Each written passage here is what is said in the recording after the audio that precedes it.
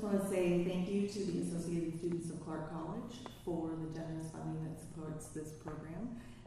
And also let you guys know that this is the last talk of the quarter, but winter quarter we have some excellent programming as well. We'll be starting with Holly Andres in January, and Marie Wall will be speaking in February, so I hope that you guys will join us for that.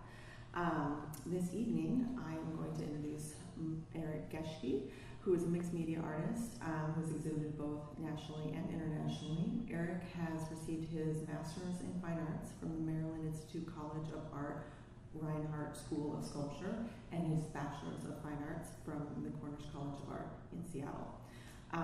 His work has been exhibited at the Tacoma Art Museum, the Bellevue Arts Museum, and Disjecta Contemporary Art Center in Portland. He has received awards, grants, and fellowships from the Skowhegan School of Painting and Sculpture, the Ford Family Foundation, Oregon Arts Commission, and also Betty Bowen's Special Recognition Award. So Erik's going to tell us a little bit more about his work in studio practice. Join me in welcoming Erik Geschke.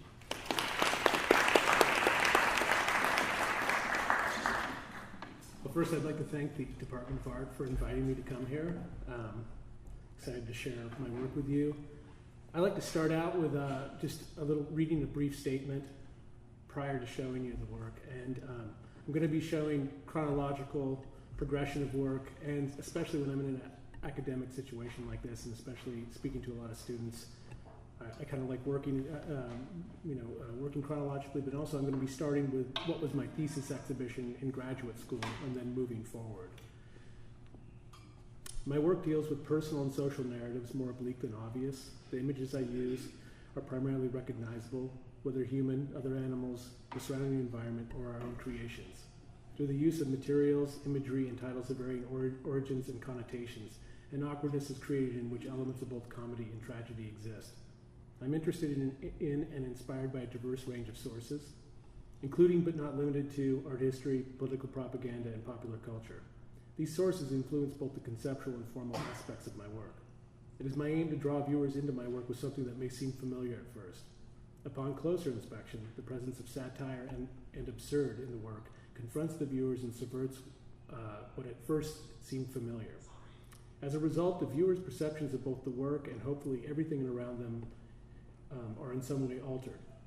Among the themes explored in my current work are issues including mortality, dystopia, and modernism. Within these works, I utilize humor, social commentary, and familiar iconography as a way to address complex subjects. I often reference elements of museum dioramas, cinema special effects, and industrial design, as well as architecture. I am interested in the artifice of these working modes as I believe they act as a metaphor for our own strategies to exist within an uncertain world. I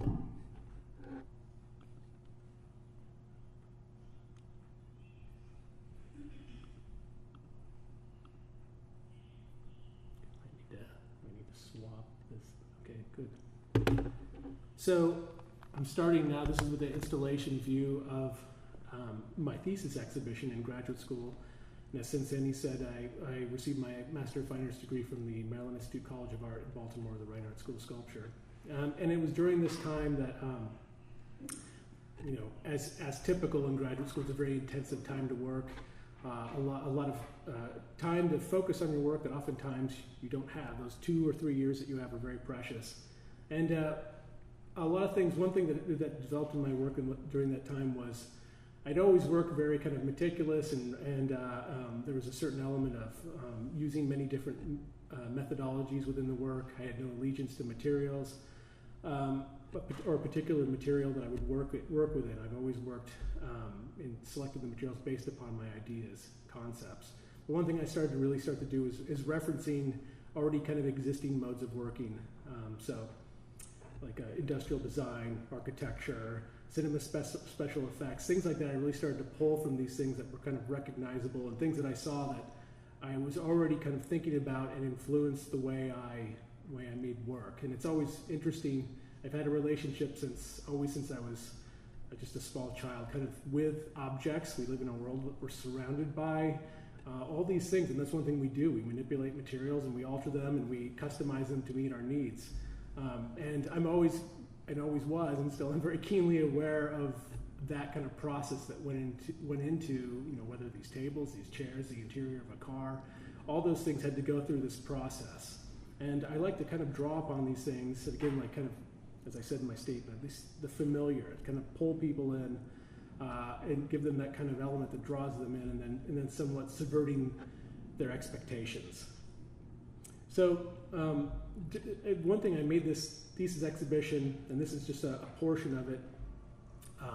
I was making work under the kind of premise of being an industrial designer of a fictional company of no name. I was also very interested in our relationship to technology at the time, and this was right about the time that Macintosh or Apple started making very kind of you know, sexy computer design with color, you know, colors and design that kind of moved away from the bland, office-oriented, eggshell white, kind of boring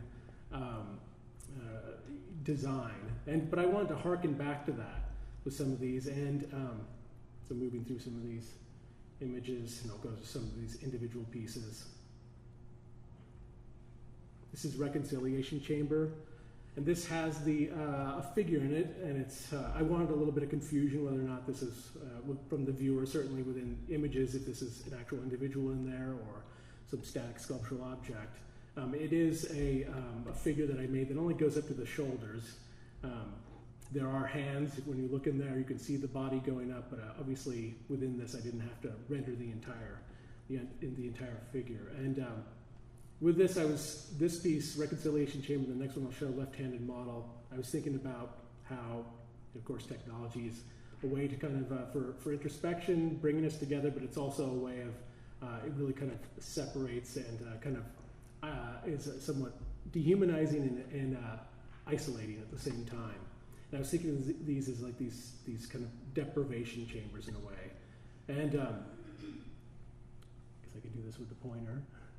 But there is an altered computer tower facing, and it has I wanted particularly too like this kind of obsolete technology. It has like a floppy disk drive within it, and really kind of it was more antiquated at the time. And within these materials, there's kind of this perception that a lot of people think that they certainly like this structure is like a mold injected plastic or something made through an industrial process. But it was actually all rendered by hand, made out of wood, at least the structure that this figure is within, and then painted in a way and sanded and kind of obsessively worked so that it looks like it's this manufactured, mass-produced object. So a detailed view of this. And it's carpet, fabric, fiberglass, polyester resin, rubber, alkyd enamel paint, wood. So a lot of different materials within there. And a lot of the colors you'll see, like as I go through my work, I have a lot of these muted kind of pastel colors, these colors that are kind of, I refer to them as purgatory colors. And oftentimes you'll see that used within like manufacturing, or you see like these kind of, housing tracts where the developments where there's these kind of three different repeating kind of colors that you'll see, and they're not really like particularly attractive or particularly repulsive. They're kind of this in-between color colors that are really kind of meant to not, obviously to I think, appeal, supposedly, I think in the mind of the designers, to a broad demographic. This is a left-handed model, and this has a figure the size of an adolescent within it. And I'm drawing upon and thinking about, obviously it has a portion that's like a school desk, and then also a wireless mouse that the figure's hand is upon. With these, first when I was making them, I was going to have the figures wearing just normal street clothes, but I really wanted to make it look like there was these kind of uniforms or these special suits that they had to wear when they were within these devices. And also I was thinking of this as being, they're on these rolling structures, and thinking of them as being almost like a kind of working prototypes that you would see at like a trade show. So again, multiple materials utilized in this. And oftentimes, there's this element, I don't show, my work is not really expressive in the way, you can see that you can't really see the process. and I'm doing that kind of, there's a strategy to that. I really, while it looks like you can't see obviously the hand of the artist, the kind of the process, the work has tons of handwork involved in it. It's all made by hand. Of course, I'm utilizing also power tools, etc. But while it looks like something that I'm very removed from, there's a lot of time and a lot of labor and a lot of the handwork in it. I'm just doing it to the point where it's kind of removed. And there's the purpose for that is I really want to reference, again, like kind of referencing these already existing modes of working, and particularly methods of mass production. This is a recognition device, and similar to this kind of like these being these deprivation chambers. This piece was a similar kind of about self-reflection. It's essentially like a vanity mirror that's about 6 feet in height. The entire piece is about 8 feet. It has an audio component, and I do like to utilize audio in the work in some of my pieces. And this one has the sound of of myself coughing that's playing through it on a loop, about a 45-second track. And it's down. The volume is very low, so you only hear it within like a 6-foot radius around it. But it's almost like the talking, kind of like the talking mirror. So it's somehow this intrusive kind of voice or sound that is potentially going to be altering the perception of yourself. While you can see this mirror is not reflective, it's just a opaque blue color. I particularly chose that color because it references something infinite like the sky, like blue sky, but it's also, I more want the viewer to be more imagining themselves within this rather than having like a mirrored reflective surface. And then this is the audio somehow potentially altering the perception of themselves.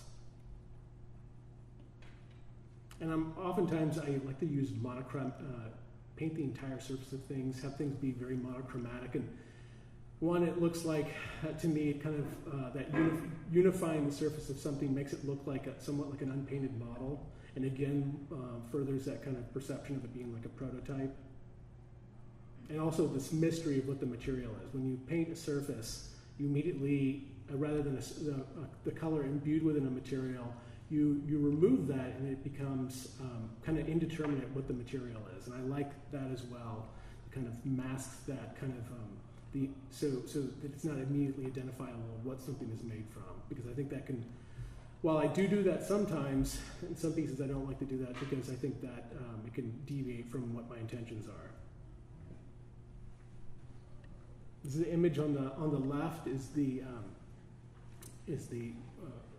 production facility, and on the right is the outlet facility. You can see at the very bottom of these oversized sign structures are these plinths, these sculpture plinths, but they're also referencing architecture, and particularly like I was thinking of like big box stores or strip mall architecture, but particularly like some larger kind of like stores or factories. And I was interested in advertising and the kind of psychology of that. And on the left is a Rorschach, kind of a silhouette of Pinocchio, and this like a Rorschach ink blotch.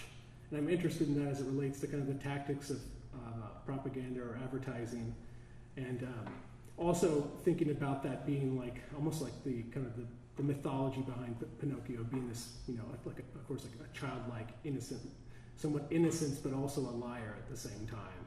And thinking about these interesting things and how that relates to kind of the psychology of, again, like advertising and propaganda. And on the right is we're moving to that, so that's project unit number 1, project unit number 2. This has the words, I'm playing with the phrase in with the old, out, or in with the new, out with the old. And I'm kind of removing that, purposely making it reversed, and playing off of that kind of that phrase. And I'm thinking about that as it relates again to manufacturing and this kind of obsession with constantly producing something new and unseen. And these are steel and wood and just gray auto primer. And again, similar to like this desire to have something look like an unpainted model, this thing that happens when it's a very kind of monochromatic color. and the tallest piece is about 6 feet. So after I received my Master of Finance degree from the Maryland Institute, I went to the University of Minnesota. I received a position there teaching sculpture, and it was great coming out of graduate school to be provided a studio plus some full-time teaching experience, and really kind of it was a research institute and really helped aid my practice as an artist. So some of the work that I did while I was there, this was a piece that was called Safety First, Symmetrical Utilitarian Abstraction. It's about 5 feet by 5 feet by 5 feet. And it was selected by Peter Shadel, critic at the time of the New Yorker, and he selected 15 artists to create temporary outdoor pieces, sculptural pieces at the Navy Pier in Chicago.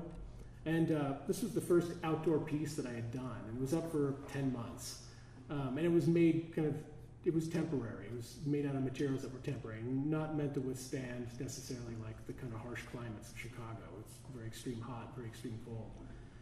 But doing like a public art or a public piece, but then also an outdoor piece, I was thinking about oftentimes, we see a lot of large modernist sculptures, meaning that they're kind of non-representational, and obviously utilizing abstraction. And I like to reference modernism and the modernist period a lot within my work. And sometimes there's always this element, there's elements of humor, whether or not it's evident necessarily or not, but there's some elements of satire within the work. And I was kind of playing around with this idea, this minimalist, abstract, modernist sculpture. And kind of the fact that it's being non-representational, it's somewhat ungraspable as far as the perception of the viewer. And so I'm taking and putting, in this case, 6 stainless steel grab bars on 6 sides of this piece. And also there were things that there was different things I pulled to kind of think of the design. From that I knew I wanted to do something with these stainless steel grab bars at the time. And they were made by Franklin Brass and part of the Safety First line. So that's something that informed both the title and some of the content of the work. And the symbol is a cross for that. So that kind of helped create this intersecting cross structure that forms this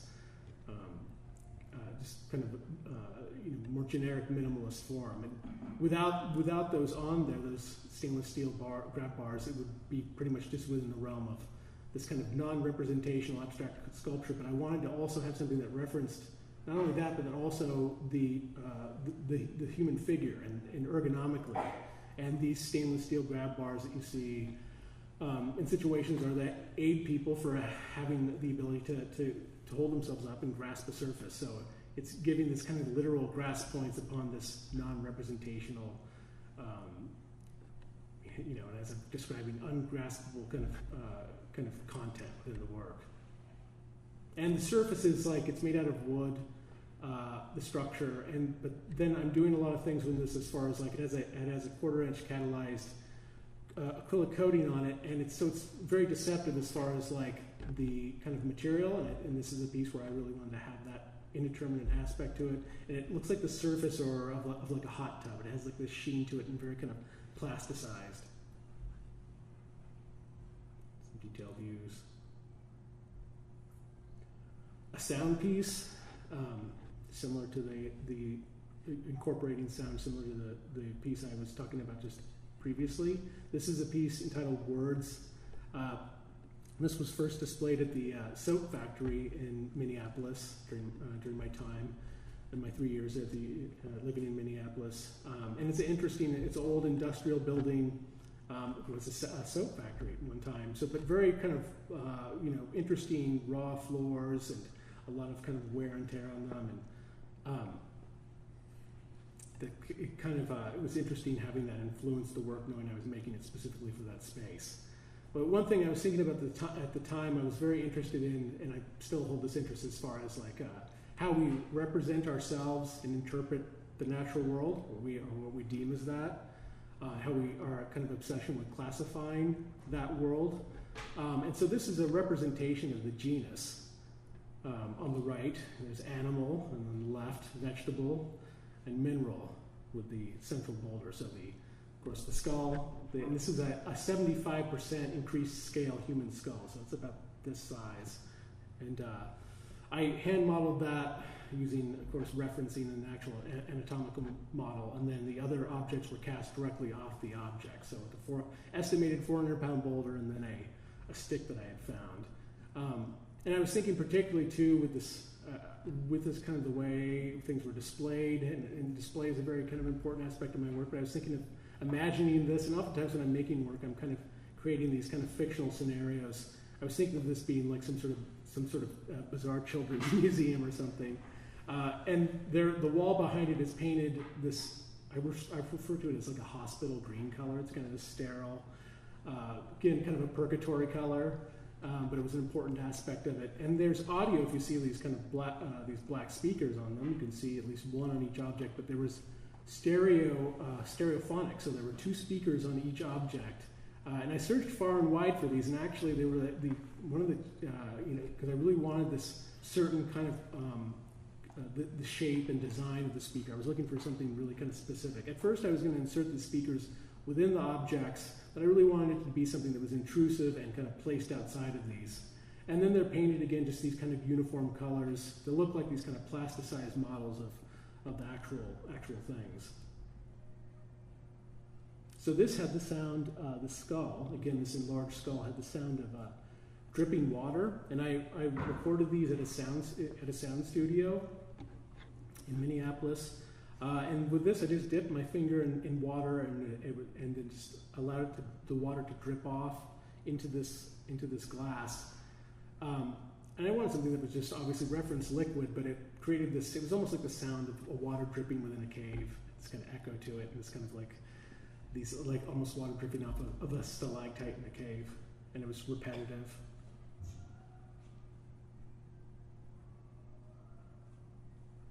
And again, like you see the speaker structure, I really wanted it to be the decision to place it on the outside of these objects, how it'd be like this kind of intrusion on them.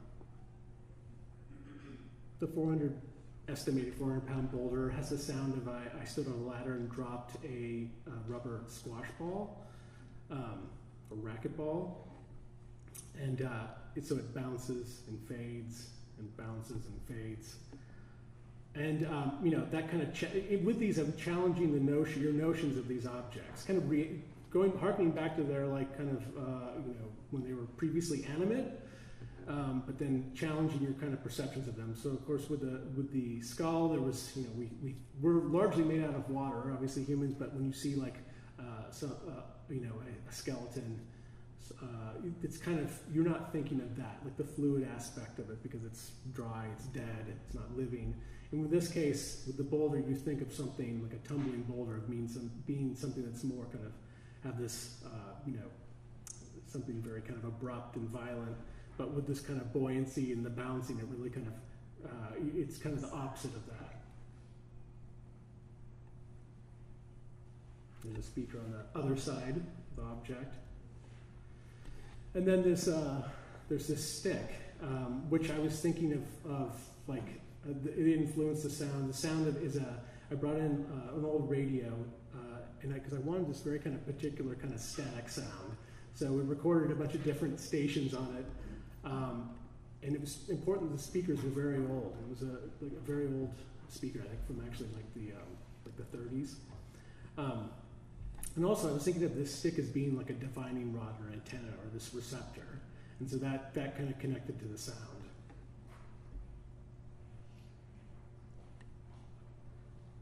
This piece is entitled Miskabert. This piece I started while I was in Minneapolis, and then after that position was a temporary 3-year position. I moved to Los Angeles, which I was living in just prior to moving to Portland.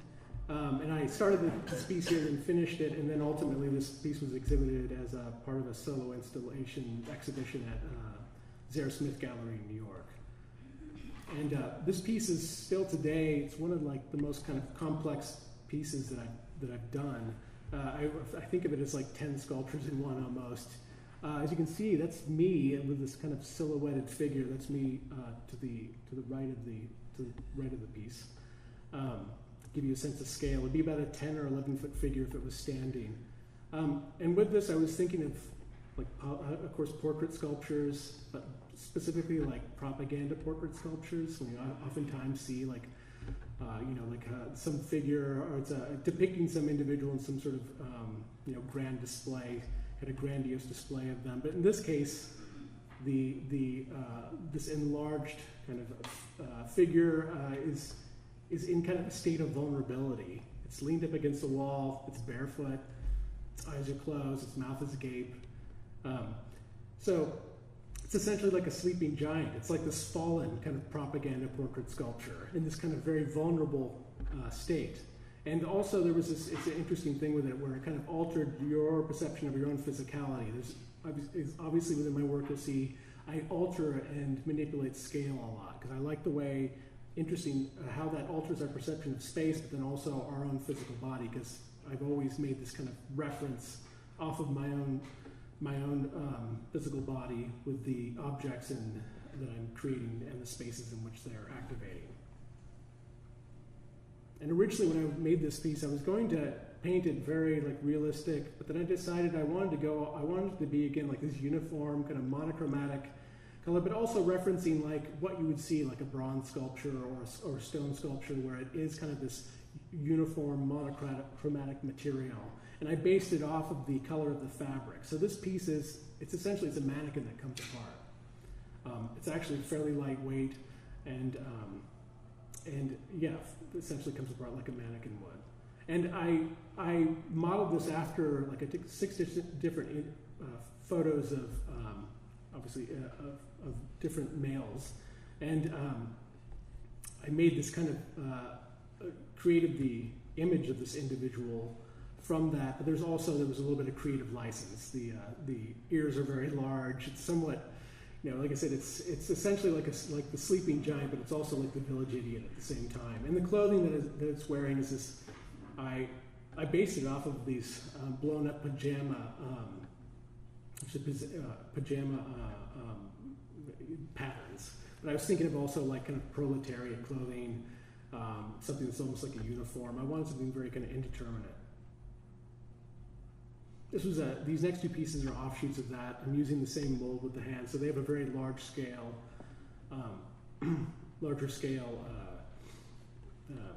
75% in scale increase, I think, based off of that. That's what the figure was. And then based off of my own body.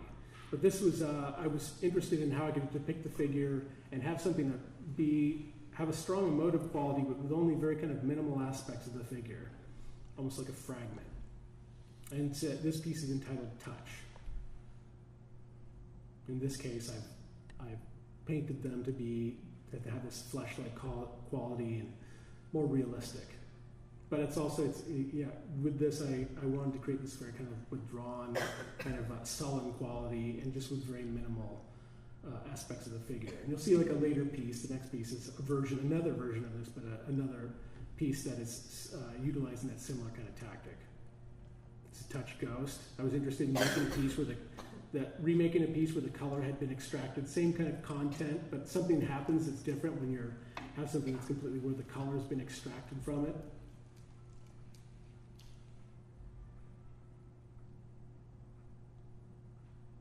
And this work I'm making, I'm in LA at the time. This piece also made during my time there. This is Idealized Explosion, and this piece is about 5 feet in height, about like this. And I was interested, it's interesting the sources where things come from. A lot of times I'm looking at, like probably I'm sure a lot of you as art students are looking at a lot of imagery and pulling upon things that kind of for inspiration. With this, I was looking at the aftermath of explosions that were in kind of combat situations, particularly it was in Iraq. But I was looking at so it's not like a mushroom cloud. It is like a more something smaller scale. But looking at the wafting kind of smoke of the aftermath of these detonations, and looking at this kind of formal beauty that they had. But also, at the time, I was struck at the fact that I'm in this safe environment at the time, looking at the aftermath of these very destructive events, where no doubtedly people died. and thinking about how a lot of times we're only given a very kind of sterilized view of these things, these kind of conflicts that we're involved in abroad. And hence the title, Idealized Explosion. And also I'm extracted the color from it. It was a very kind of acrid gray. I'm making a cartoon kind of representation of this. It's very kind of bubbly. It's more kind of, so it's this pale white, more like a cloud, like a white fluffy cloud. So it's extracting the kind of danger of this and the kind of brutalness of it, and making it something that's kind of ironically more kind of playful and idealized and somewhat really removed and sterile. And then also I was thinking at the same time the kind of the impossibility of depicting something that is fluid and in flux and in movement and ephemeral and temporal, like a wafting smoke, and then creating a physical sculptural form of it, which is kind of a contradiction.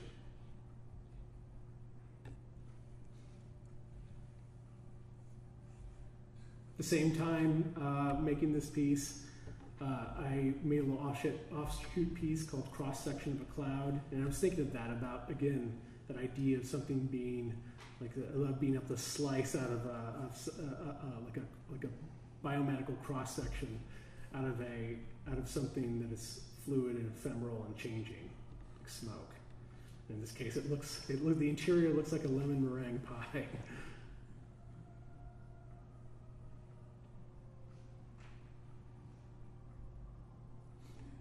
And you'll see in some of the pieces as we progress this kind of interest in, I have an interest in taking sections out of something that could be from something larger, this kind of reference to, again, like biomedical illustration. Oftentimes you have these cross sections where you'll be able to see like layers and kind of structures within something. And these are carved wooden pieces. These are from a series called Cross Sections. And a lot of the work prior to the work that I'm just starting to show, the work that I showed from the first works that were, or works from my graduate thesis exhibition, a lot of work prior to that, I did do a lot of wood carving, and oftentimes I painted and totally masked the process behind it. That led me to kind of move to other materials because I was going through this laborious processes, but then also at the same time covering them up. So that's led to a lot of my move to a lot of casting. But I wanted to return back to this material, wood, when I was, for this piece I wanted to make. And there are these little structures, these carved structures about this big, and placed upon these diving board shelves that are emerging from the wall. And the surfaces are kind of referencing these kind of micro, macro kind of surfaces. One that could be like landscape on more of a macro scale, and then something that's more like a skin, or something looked at through a microscope on a very kind of micro scale. And thinking of also things that are fluid and not permanent, like fabric, water. These are carved basswood. So these works, they were some of the initial pieces I did while here, and after moving from Los Angeles to Portland, where I currently live. This piece is untitled Social Engineering, similar to the piece I did in Chicago. This kind of reference to modernism and this kind of interest in the kind of some of the ironic aspects of it. You will recognize this as a geodesic dome. Of course, Buckminster Fuller, well-known architect and designer, creation of his, and something that I think is one of the more iconic forms to kind of rise out of the modernist period. And oftentimes it's been kind of co-opted by, hippie subculture, Burning Man. It's something that kind of symbolizes, and I think a lot of times it's something kind of utopic and kind of idealized.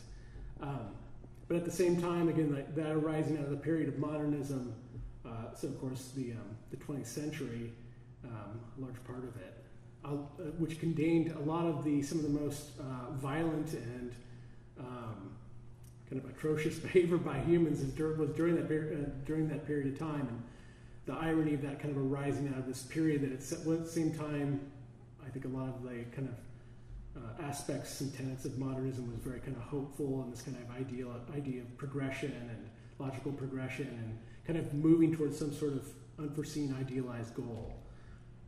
But I'm taking this structure that I think has become kind of this utopic symbol and rendering it in this case out of 65 cast plastic human femur bones, and they were cast directly off of actual left and right femur bones of an individual.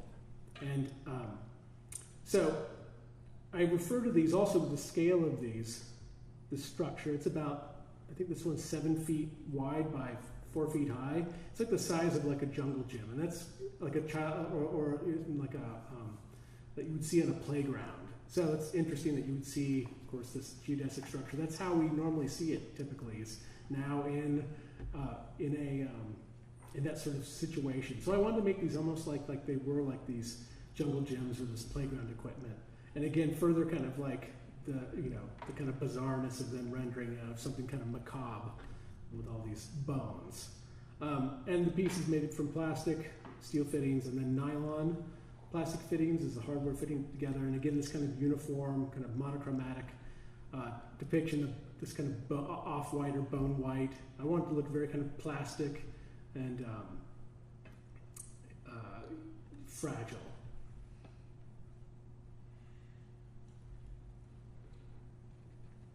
It's a little, the screen's a little bit it's just obviously a lot of times with projections, it's a little bit washed out, so I apologize for that. Especially harder to see this piece.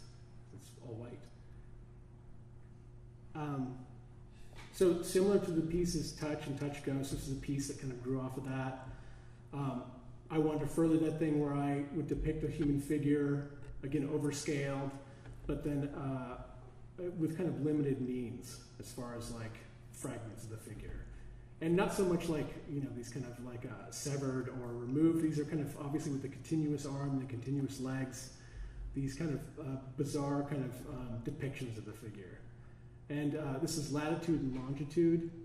And the structures that they're on, you'll see I use a lot of these display plinths within the work. And I always consider these are part of the piece. They're not just like, they're not functioning like a frame that just frames the image or as just some sort of, random thing that I found that I place objects upon. I build these specifically for the work and they are part of the piece, but then also at the same time I'm interested in how they work kind of architecturally. And then I was thinking of these kind of slabs, almost like these minimalist structures, and how these kind of the figurative forms would contrast these kind of minimalist, almost like abstract, and again kind of connecting to modernist forms. And I particularly wanted to have this more kind of something that was more utilitarian, kind of blue collar clothing with the denim and the blue fabric of the sleeves. In this case, again, I painted them very, or at least attempted, realistic.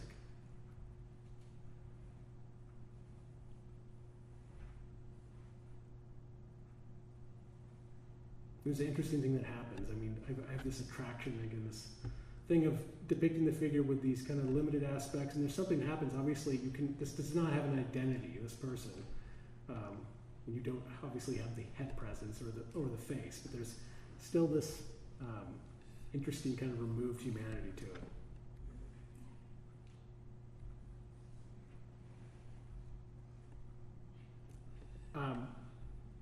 A piece that, as I said earlier in the statement that I read at the beginning, there's interest in mortality is something that it's a continual kind of theme within my work, something I think about, and also the macabre. There's this certain kind of darkness to some of the satire, the comedy that I'm using.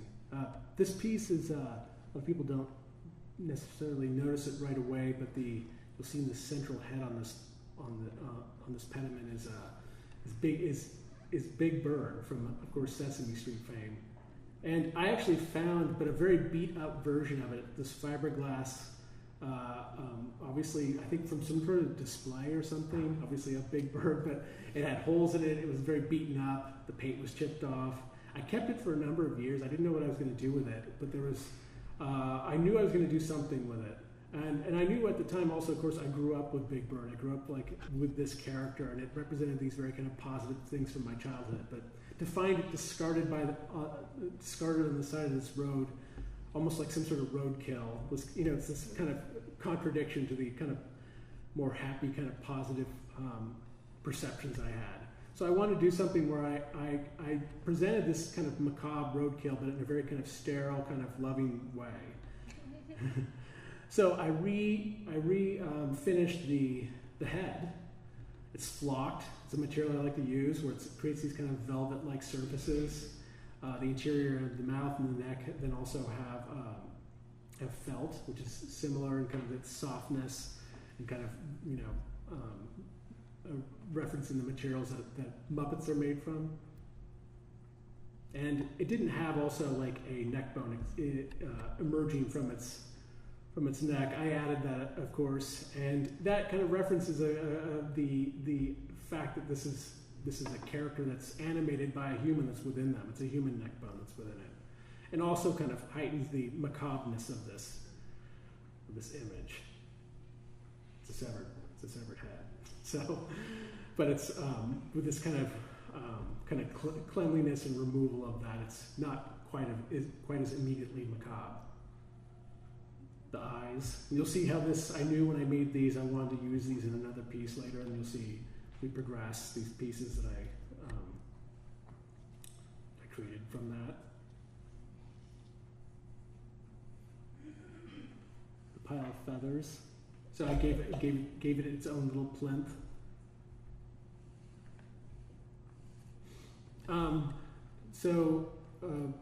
Progressing, these are works that were featured at Disjecta in the Portland 2012 biennial.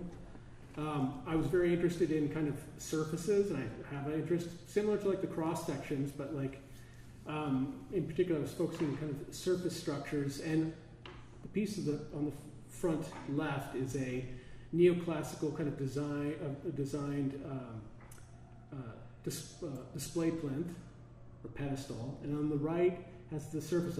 I'll show detail images of that, of kind of a cast depiction of the ground. So the front was like a man-made surface that is collapsing. You'll see that in some of the images I move forward, and then the other one contrasting like a quote-unquote natural surface that has instability to it as well. So they were both these unstable surfaces. So this is Aesthetics Mirror. I should go back to, I didn't want to say, the Big Bird piece, that was Vanitas. That's important, I didn't mention that.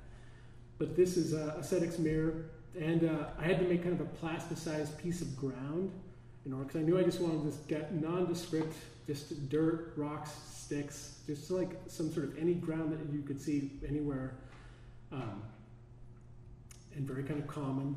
But it is balanced upon this half sphere and very kind of obviously unstable as a result. But I had to make a plasticized surface in order to then make a mold from that. It would be very difficult to cast just dirt. So I polymerized and created a very kind of a fake piece of ground within my studio, and then made a mold of that. So obviously if you were standing on this, it would be very unstable. It would not be like the kind of stable ground that we normally are as we perceive it beneath our feet.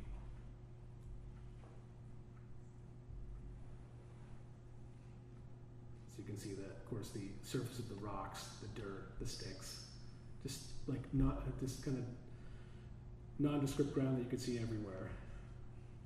This is Harbinger, and the surface of this is it's a little washed out. It's maybe a little difficult to see, but the surface is collapsing.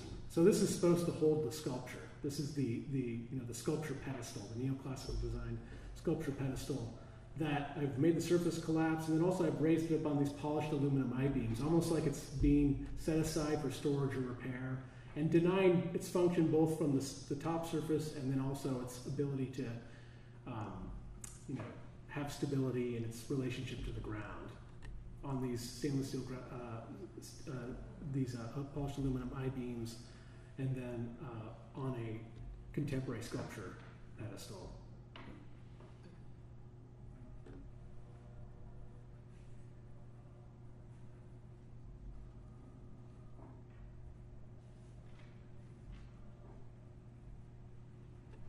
This is a piece that I knew I wanted to make 2 of these, but this is kind of the opposite of this, and this was made specifically first for a window installation at the CL Art Museum's Sam Gallery.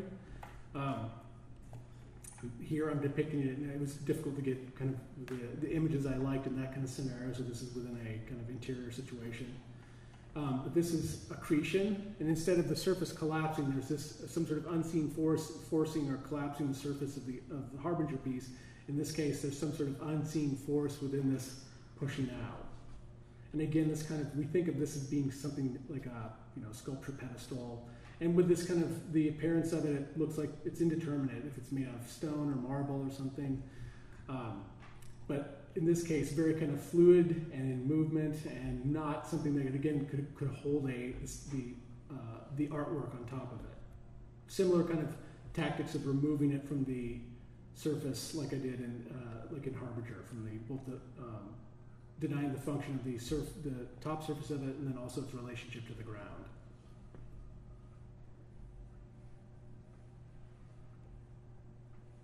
So moving now to like my most recent solo exhibition that I had in Portland. It was at the Northview Gallery at PCC Slovenia, and then it traveled to Pacific University's Catherine Kewin Gallery. And I included these are new works, but then as you'll see, there's also the piece Accretion, and then also a piece that I previously first exhibited at the Bellevue Arts Museum as part of their biennial. Some installation views. And the title of this exhibition was Amalgam.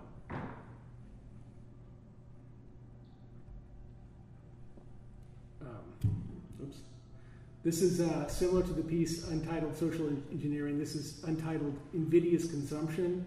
And invidious consumption is a term used in psychology. It's a condition where an individual purposely collects things that are of status or of a certain kind of opulence, and particularly for the purpose of making others feel envious.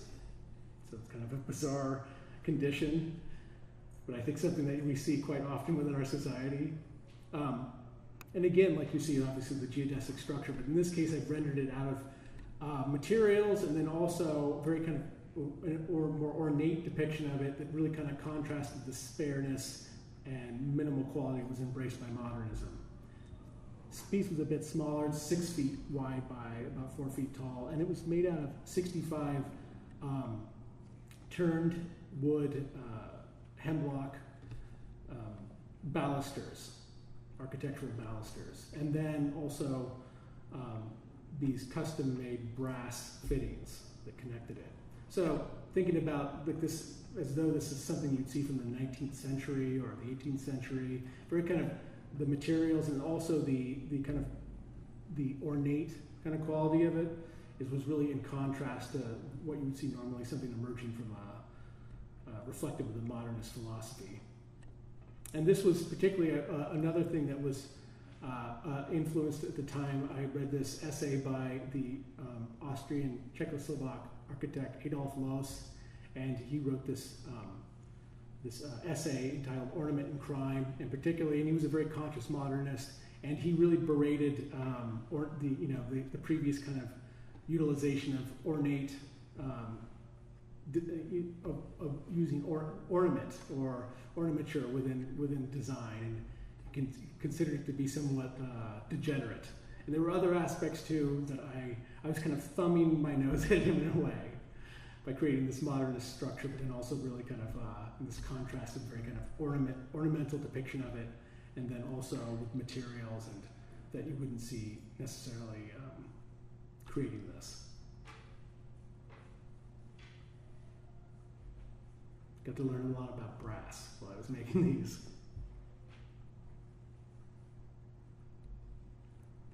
This next piece is, we have I've kept you here for a while, but I'm going to have a few more pieces and then we'll be concluded. This is Prop. This piece, it's came from specifically, I was thinking about an experience as a child where I had seen, and again, I had a relationship to objects that I had seen, the physical objects when I was about 3 years old, 2.5 or something, and seeing like my great aunt's cane leaned up against the wall. And this kind of thing where, again, like it was bigger than me, and also it was this symbol of something that was off in the distance, far off in the distance, at least in my mind at the time, that referenced, old age, physical disability, and it was somewhat symbolic. And again, like another piece that's kind of thinking about mortality and the passage of time. And the figure that's included in there is for reference of scale in this photo. And I wanted to just look very, like simple in design, like just a orthopedic cane that you would see like in a drugstore.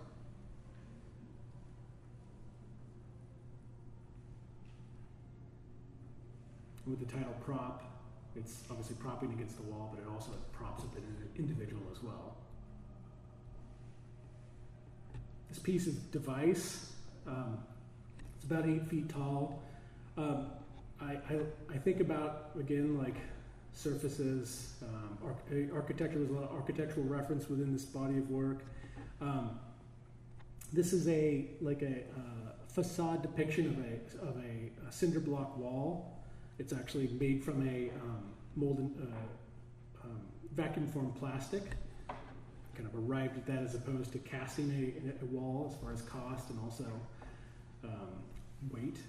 But as you see, it's lifted up and it's on this sign or billboard structure. And I was thinking about how a wall or how a exterior of a building, it's a barrier. It's something. It's like it physically acts. These things act as barriers, but they're kind of symbolic, and they have like this. They are like a statement in themselves as being this kind of thing that prevents a person from moving either within a space or with an interior space or to another physical outdoor space. And it's raised up, so obviously somebody could obviously go underneath it. So it's not, while it's a symbol of something that's kind of like this barrier, this pediment, it's also very kind of flimsy. And I was making this in time for the first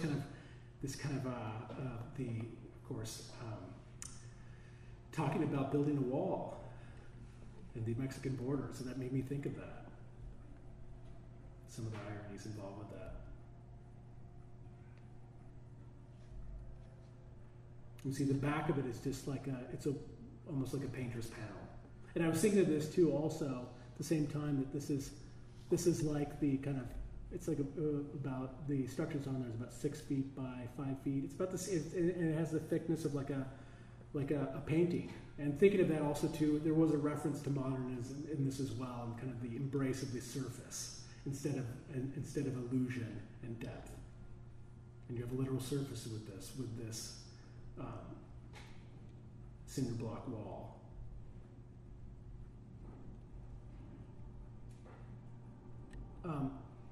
A figurative piece is scaled down, in this case 60% smaller, or 60% the scale of life. This is a surrogate. It's really kind of, washed out, so you can see what I see right here. But it is this kind of pale pinkish color, and in this case, this came from an actual life casting, or at least the face did, with alginate, and it shrunk. And in this case, I didn't move into this to make this piece. It was something where I made a face cast of someone, the alginate mold that I made shrunk, and it's interesting that it can happen with alginate, and it will shrink about 60% of the scale of what you originally cast. And then I made a mold from it, and I knew I wanted to do something with it.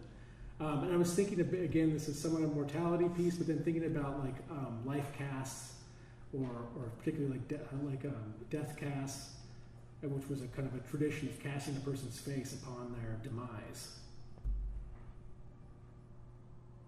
And I then made the rest of the head out of foam. I made the ear out of Sculpey, and it's this amalgam that I kind of created together and then fused into this one solid form. And then I wanted this shelf structure that it's on to really kind of dwarf and kind of highlight the smallness of it, or the reduced scale.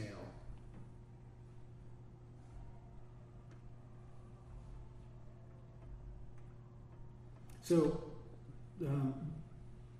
another depiction of a human, but in this case it's more kind of sterile, biomedical, in this case referencing dentistry because it is a dental model, and it was I made a casting of this is vociferous architecture is the title of this piece, and it was I'm interested in particularly in this case depicting teeth, the mouth, thinking of this kind of with the title vociferous architecture. I was thinking about somewhat, I mean obviously it's where we create language from, but it's also something that ties us to our more kind of wild origins. The showing of teeth, also while the mouth is used to produce language, is also used to eat and consume, to tear. There's a certain kind of inherent violence to it. And this is increased in scale. It's about, I don't know, this is like blown up at maybe like 60, 70%, or maybe like it's more than 100% larger than scale. It'd be, I don't know, maybe 120 in scale. I made it even a larger one that I'm working on right now that is about, it's another 60% scaled up. And through a process that I was using. But again, like another kind of play with the scale as it references to ourselves and it kind of dwarfing our own physical bodies. This piece is arena, so similar to the last piece, the piece Vanitas, the big bird piece. This kind of where I knew I wanted to create and use these eyes again, these Muppet eyes. I liked their kind of like how they could be moved around in space, the way they could look in different directions. So I've made these different ones, and they're 2 different sizes, but then also 3 different colors. They're flock and they're vinyl and felt. And then arranged on this kind of gray surface, and it was referencing kind of this scale and the relationship to the wall piece device. And one thing I was doing when I was arranging them, I didn't want any of them to be looking at each other and interacting. So similar to like obviously that led to the title Arena, but then thinking about similar, kind of exploration of our own kind of, some of the aspects of isolation and removal that we have while even within an urban environment or within like a physical space, there's this somewhat isolation and separation between individuals. So none of them are interacting or looking directly at each other.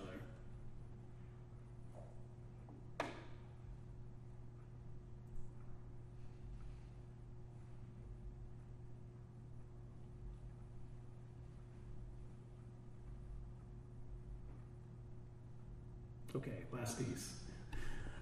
In the foreground, you can see in the background the piece prop, but is cracks in the stable.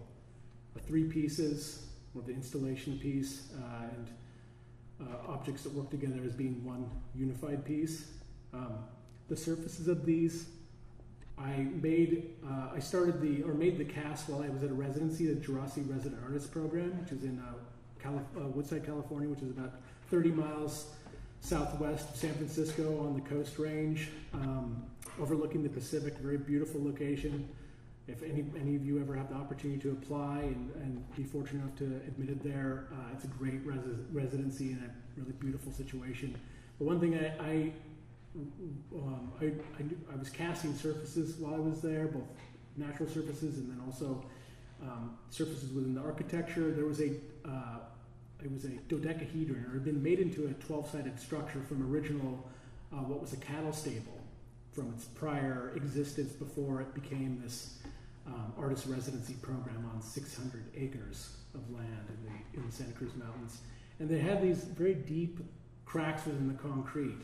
And every night, at sunset, the sun would set over the ocean. And it would, of course, that kind of twilight light that comes in at an angle, and it would illuminate all these cracks. And it had these very deep cracks in the surface of this open space of this dodecahedron. And I would always go out there and appreciate them. And it was something that I knew I wanted to depict, and I was interested in these things as they kind of, you think about the passage of time, you think about the movement of something, impermanence, and again, this kind of unstable surface. But I made these slab casts of them, but I wanted to make them look like these kind of cross sections or cutouts of this concrete material, but they are actually hollow and lightweight, and they're just pigmented and made in a way to look like these kind of solid slabs or massive structures. These are actual, the surfaces of them are recordings of the surface of the concrete and then these fissures that were in the floor.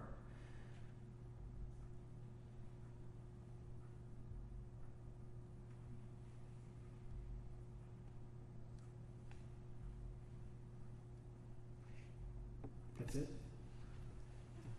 That's it.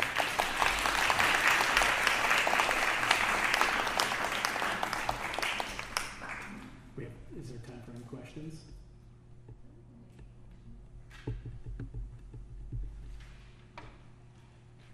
Yes. What would you say your main type of audience would be for your work? My main audience? Yeah, like what would you attract, I guess, to your work? Well, you know, of course, and there's many different paths within the realm of art, but you know, it's obviously my work is I'm working within the realm of kind of more gallery, museum, contemporary art. So obviously, you know, I think my work, I'm directing it towards a art-seeking audience.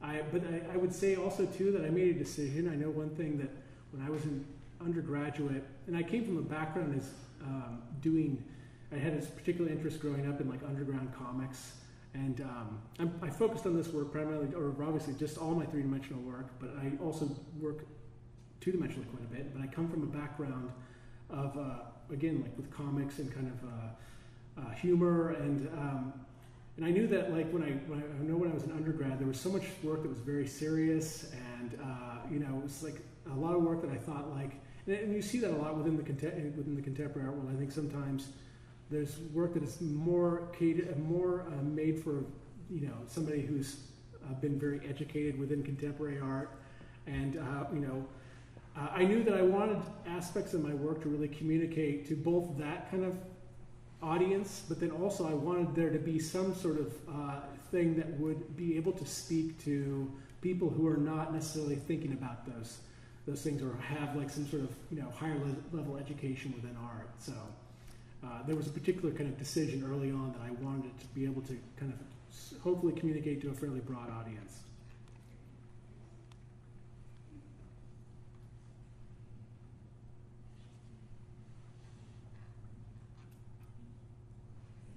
Thanks.